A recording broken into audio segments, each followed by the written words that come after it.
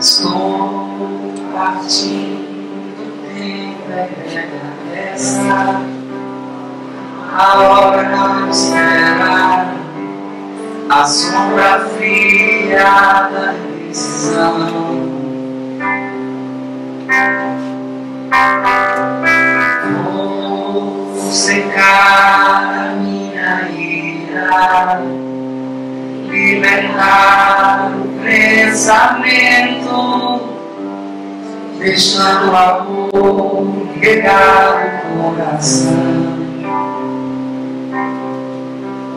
Vou me aliar às flores,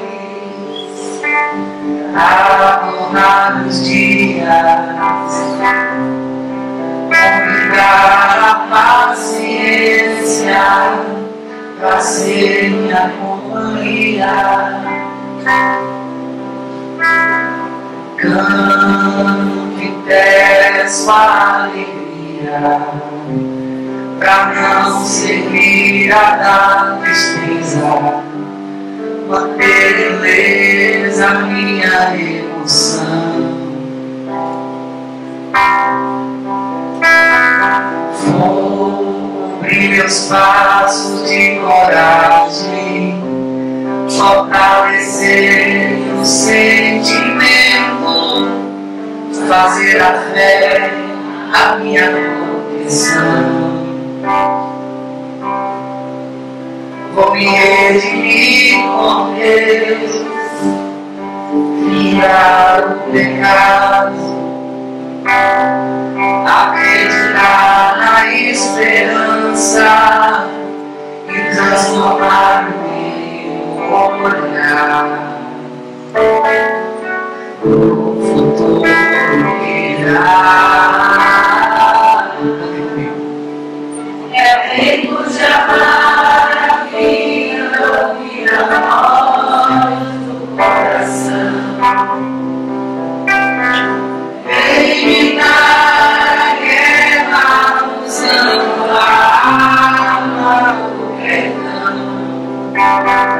É tempo de abraçar o mundo, multiplicar a oração.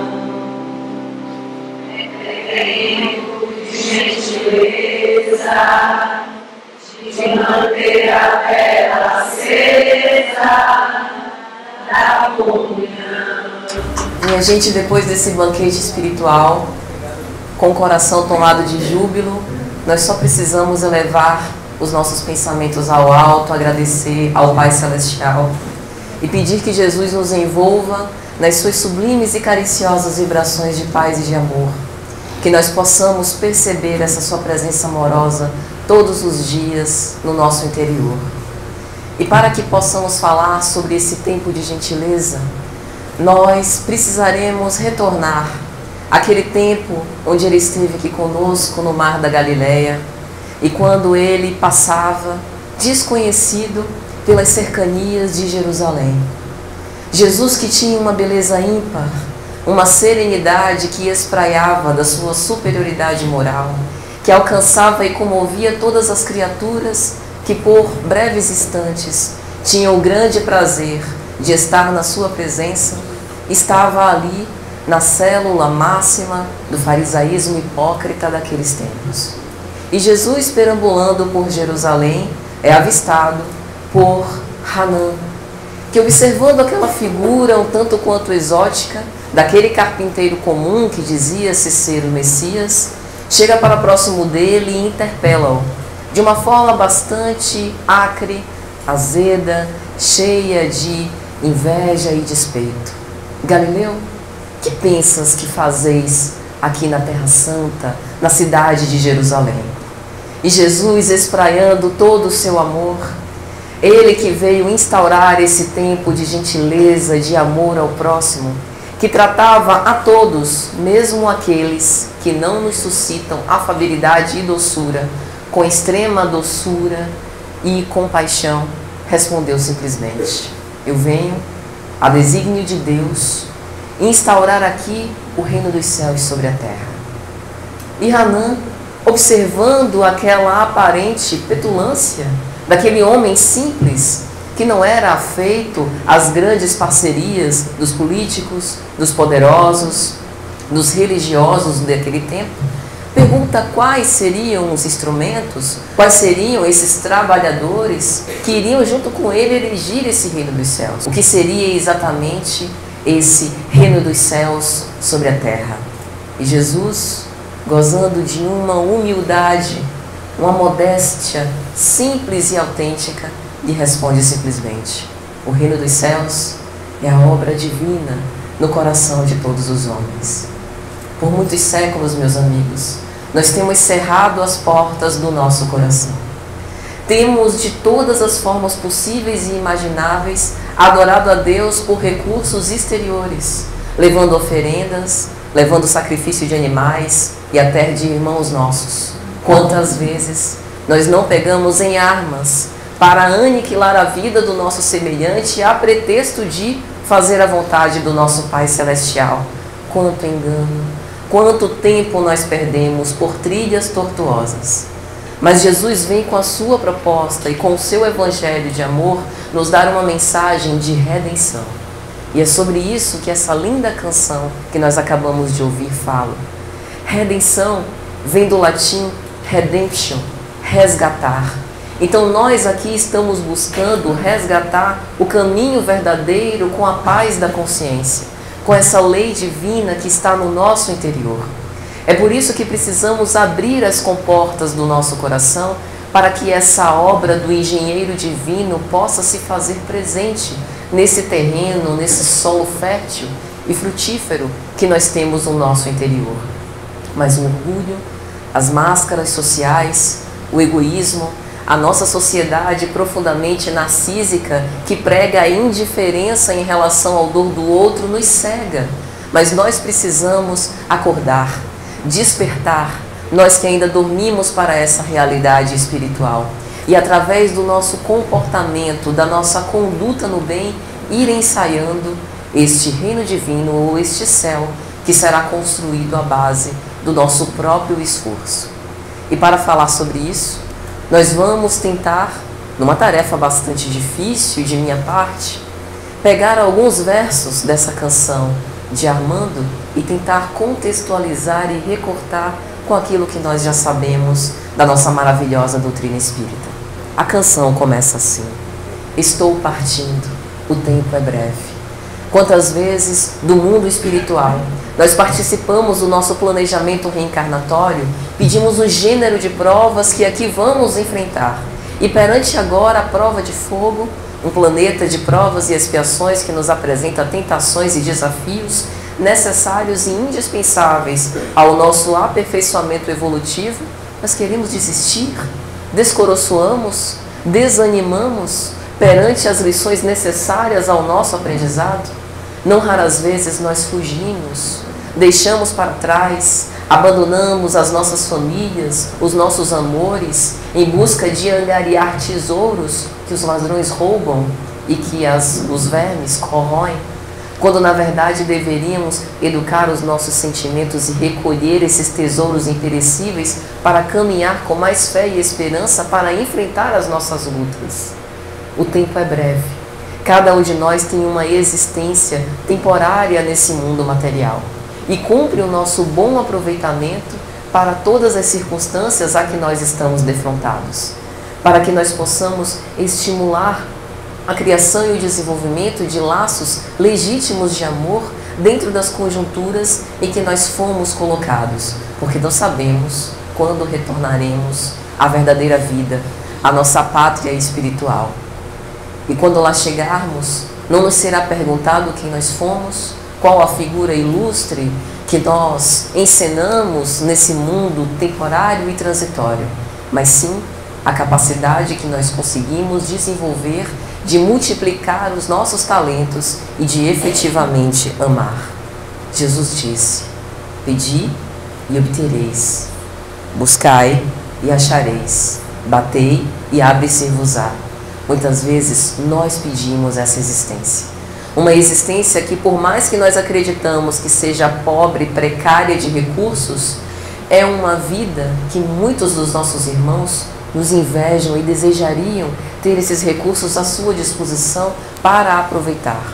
Se nós pedimos essa existência, vamos agora ressignificar essas dores e entender que não raras vezes o parente difícil é aquela lição que eu ainda preciso aprender. E não vai adiantar fugir, porque numa próxima existência eu nem sei se terei os mesmos recursos de que agora disponho para aprender e resolver aquele conflito emocional. Nós precisamos buscar, e o buscar aqui tem um sentido de analisar, à luz do discernimento que nós já vemos desenvolvendo ao longo do tempo. Sabemos o que é o certo e o errado, e por que nós continuamos a pecar. Veja que quando Jesus, referindo-se à mulher flagrada em adultério, pergunta: então, mulher, onde estão aqueles que quiseram te apedrejar? Não a condenaram? Pois eu também não te condeno. Vai e não tornes a pecar.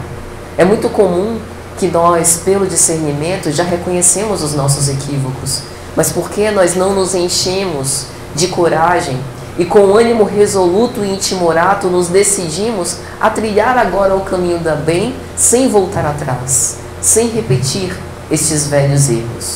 Mas para isso é necessário bater. E o bater tem a figura do trabalho.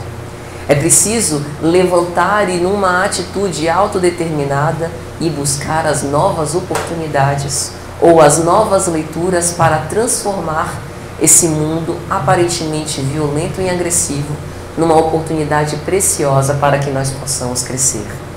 Porque essa escola bendita, essa escola de redenção de todos nós, que somos almas imperfeitas ainda no estágio evolutivo, nos oferece essas lições preciosas para que possamos evoluir cada vez mais e sempre com o esforço próprio. A pressa. A hora não espera, a sombra fria da indecisão. Muitas vezes nós permanecemos estáticos, parados, paralisados perante a dor que nos aflige, perante o filho que retorna ao mundo espiritual antes de nós, uma dor que pai algum está preparado para sentir, perante a dor do afastamento temporário dos nossos parentes mais queridos, perante a dor de uma ingratidão e de uma mágoa daquele que nós passamos a vida inteira nos desvelando de dar todo o afeto e de recobrir com toda a ternura que há no nosso coração. Mas precisamos nos apressar, sair dessa sombra fria da indecisão, do medo de tomar as responsabilidades pela nossa própria existência, porque ninguém é responsável pela nossa própria felicidade. Embora nós estejamos aqui, na lei de sociedade, compartilhando as nossas experiências e conhecimentos, aprendendo e ensinando uns com os outros, nós precisamos nos esforçar a resgatar do outro aquilo que ele tem de melhor para dar e deixar com ele não a nossa acrimônia ou o nosso azedume, mas as nossas mais caras esperanças, aquilo que há de melhor no tesouro do nosso coração. E para isso é necessário secar a minha ira, libertar o pensamento. Muitas vezes o nosso pensamento fica preso, atravancado em memórias do passado. Algo que alguém nos fez há 30, 40, 50 anos e que nós vitalizamos agora, e junto com este pensamento vem toda aquela carga emocional. É preciso entender que Deus, não raras vezes, ensina-nos através das próprias criaturas humanas. E aquele que é o meu ofensor, aquele que eu vejo como meu adversário, como meu inimigo, na verdade, antes de tudo, o meu professor. Ele me mostra uma realidade que não raras vezes eu procuro ocultar e negar em mim. Me mostra um sentimento que eu ainda preciso trabalhar no meu interior. E não adianta nós recalcitrarmos contra os aguilhões. Como Jesus disse a Paulo, a caminho de Damasco: como te dói, Paulo, recalcitrar contra os aguilhões. Abafar as tuas emoções, descarregando nos seus irmãos menores, nos cristãos que tentam viver os ensinamentos que eu ensinei, a pretexto de fazer com que a lei de Deus seja soberana sobre a terra. Secar essa ira é entender que tudo que nos ocorre há uma justiça para cada dor E nós precisamos vê-las como esses aguilhões que nos propelem para frente, que nos propelem para o nosso sucesso e para o aperfeiçoamento moral de cada um de nós, deixando o amor regar o coração. O coração é esse solo. Alguns de nós ainda carregamos um solo cheio de pedregulhos. Aquilo que são obstáculos ao nascimento das tenras plantas que vão frutificar mais tarde no nosso coração. E nós precisamos, enquanto estamos a caminho, analisar se temos mais de trigo ou mais de joio nessa terra.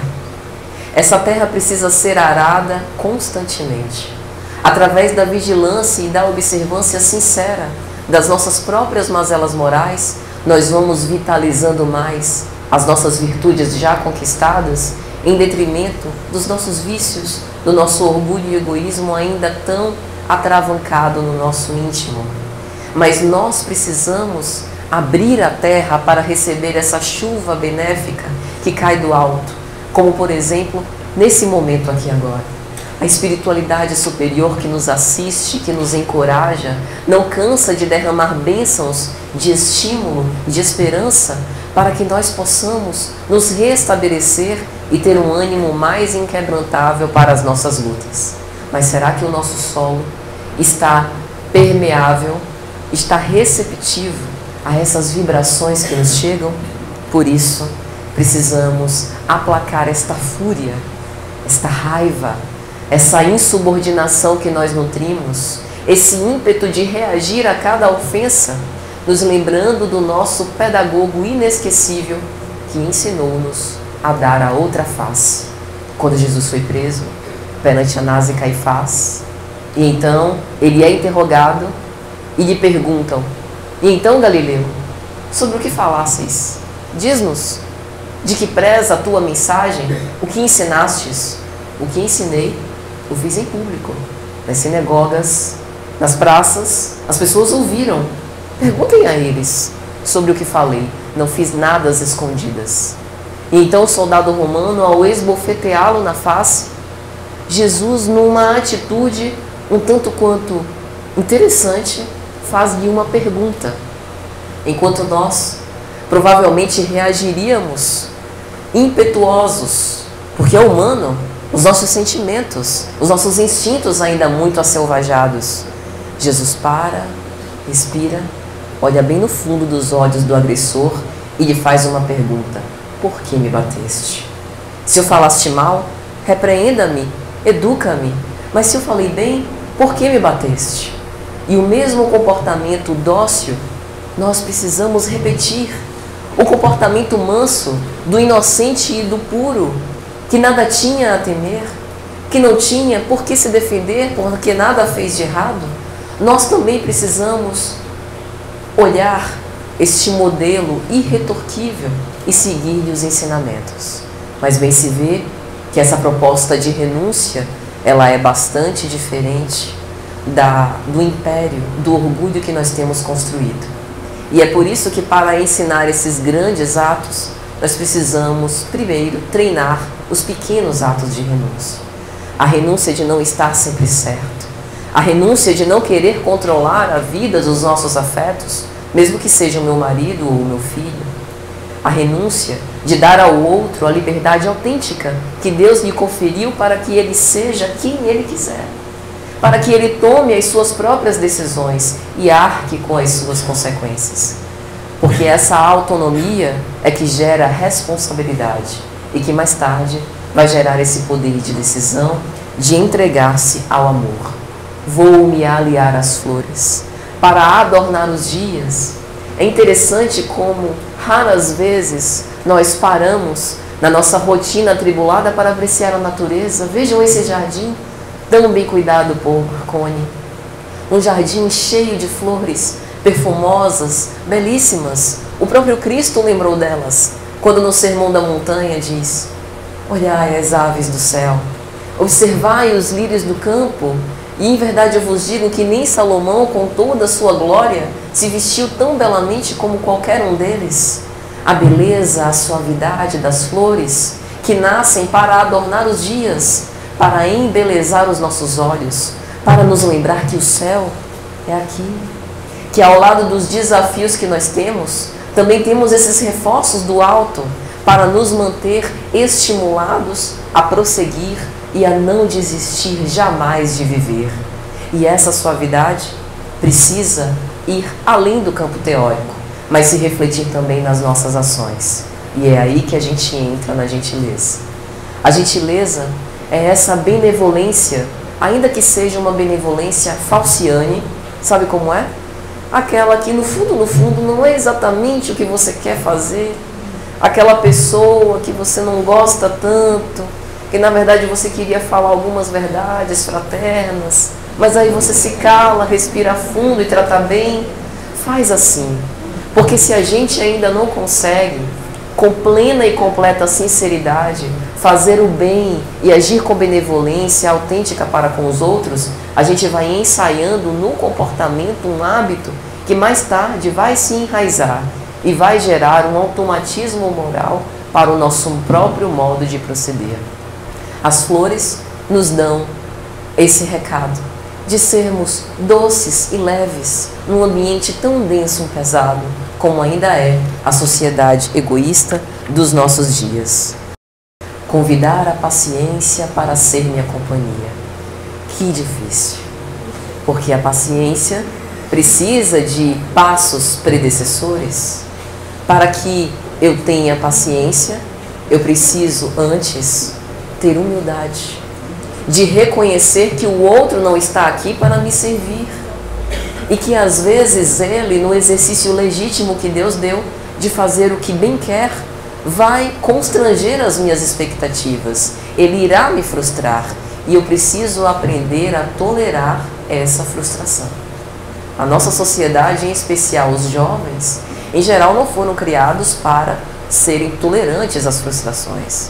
E aí nós vemos pulular tantos incidentes de agressividade, de atentados contra a própria existência, porque o jovem não resiste um não. Onde é que nós vamos parar?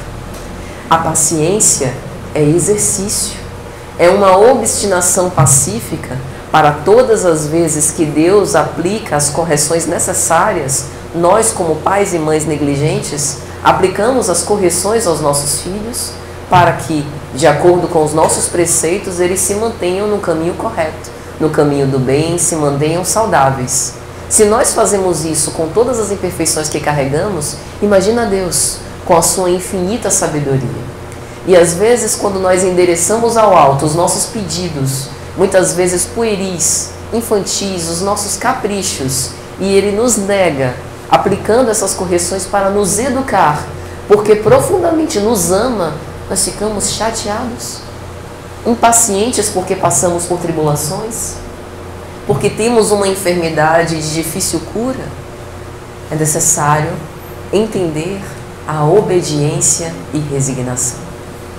Mas a resignação vai além de um exercício intelectual, porque às vezes a gente aceita intelectualmente ser obediente, mas vai dizer Kardec em O Evangelho segundo o Espiritismo, a resignação é o consentimento do coração. Eu preciso sentir que, por mais que me doa, aquilo que me chega é o melhor para o meu próprio aperfeiçoamento. E entender também que nós precisamos perdoar os instrumentos que Deus coloca para o nosso próprio sofrimento. Há uma história que Chico conta de uma mãe que chega desesperada para lhe procurar. Chico, meu filho, de 4 ou 5 anos, acabou de falecer e eu estou num estado de penúria moral. Eu não consigo dormir, arrependida de tê-lo deixado sozinha com a minha empregada. O menino andava de bicicleta, quando num desses incidentes naturais da brincadeira, ele acaba tropeçando, cai, bate com a cabeça numa pedra e desencarna ali. Minha filha, se fosse você, eu agradecia. Agradecia a Deus que colocou no seu caminho esse instrumento de dor. Imagine se fosse por tua negligência de alguns minutos o motivo da desencarnação do seu filho. Eu acredito que você não iria suportar tamanha dor. Entender que às vezes a vida nos coloca essas pedras de tropeço e perdoar esses instrumentos que às vezes vêm com o filho ingrato, com um parente irritadiço para nos educar, também é uma forma de nos estimular a desenvolver esses dotes de paciência. Porque a vida tem essa espécie de mil nadas, como o próprio Chico dizia. A nossa cruz em geral não é uma cruz pesada, um madeiro infamante, que nós temos dificuldade de carregar até o fim da vida, mas muitas vezes é uma cruz muito leve, mas uma cruz de palha que espicaça, como se fossem mil nadas, terminando por nos martirizar.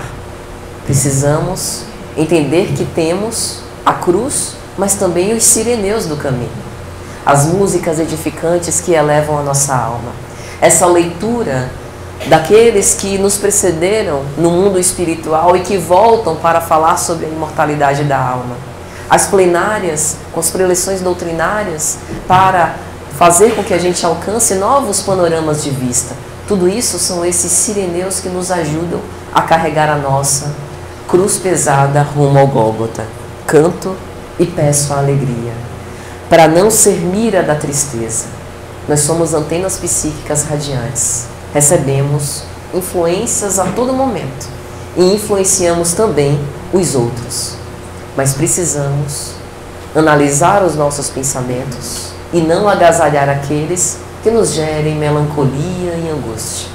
Nós precisamos nos fixar naqueles pensamentos enobrecedores que vão nos dar esse sentimento de alegria, de regozijo e de paz interior. É algo que é um esforço insistente, mas que só depende de nós. As oscilações emocionais, os momentos de tristeza irão chegar, mas aquilo que nós nos fixarmos e os hábitos que nós vamos desenvolvendo são os capazes de nos levar para esse novo panorama consciencial, porque o céu é isso, é um estado de consciência. Nós aprendemos isso com a doutrina espírita.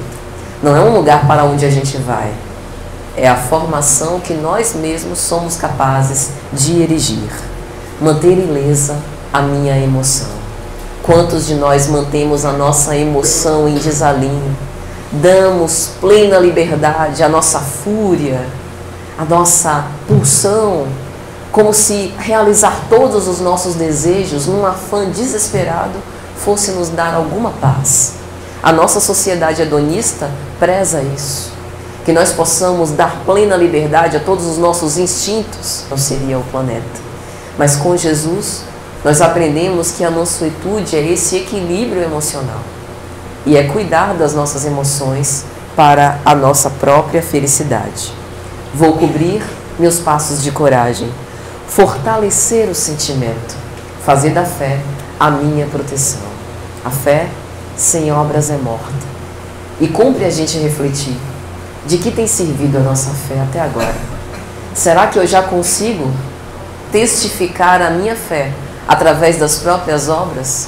Ou eu ainda não consigo colocar em prática aquilo que eu estudo?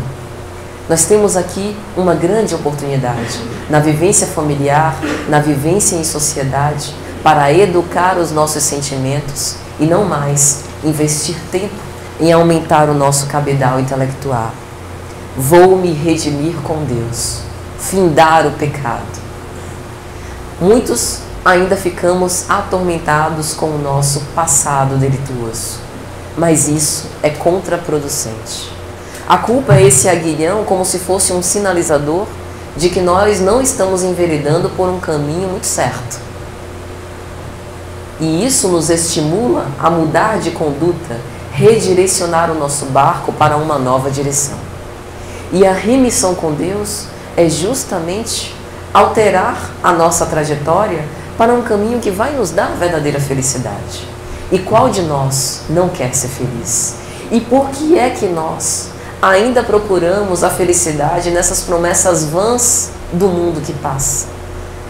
A minha paz eu vos dou, mas não essa paz como o mundo a dá.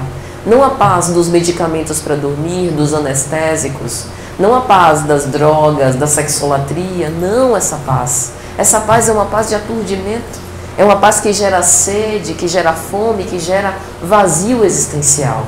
Só seguindo os ensinamentos do Cristo, a gente encontra, portanto, essa verdadeira paz.